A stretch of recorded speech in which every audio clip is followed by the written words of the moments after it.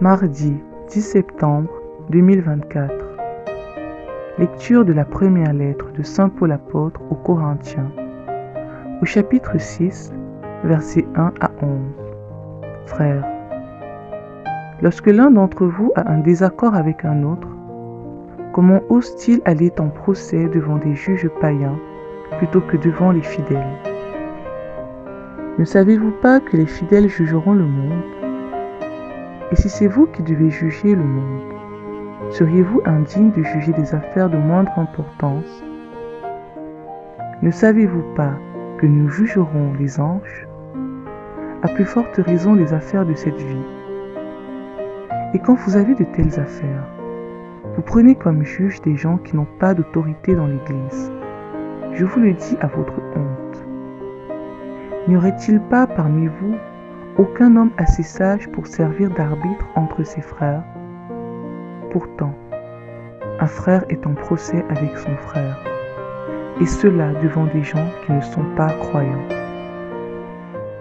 C'est déjà un échec pour vous d'avoir des litiges entre vous. Pourquoi ne pas plutôt supporter l'injustice? Pourquoi ne pas plutôt vous laisser dépouiller?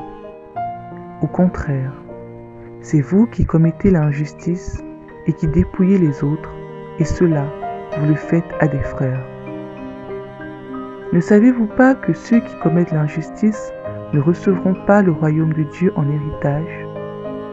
Ne vous y trompez pas, ni les débauchés, les idolâtres, les adultères, ni les dépravés et les sodomites, ni les voleurs et les profiteurs, ni les ivrognes, les diffamateurs et les escrocs. Aucun de ceux-là ne recevra le royaume de Dieu en héritage. Voilà ce qu'était certain d'entre vous.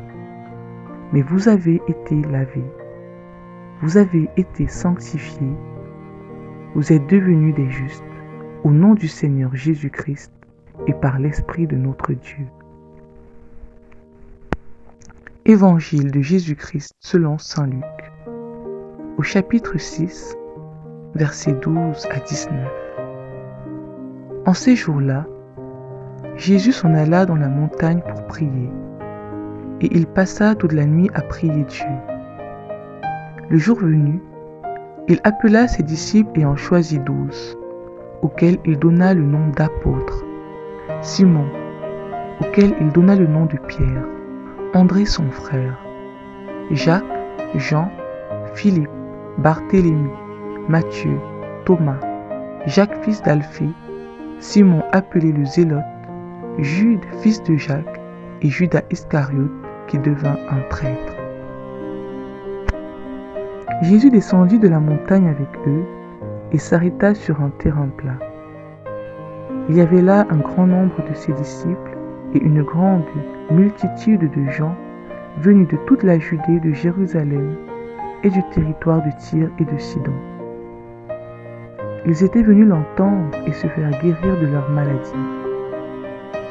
Ceux qui étaient tourmentés par des esprits impurs retrouvaient la santé, et toute la foule cherchait à le toucher, parce qu'une force sortait de lui et les guérissait tous. Parole du Seigneur.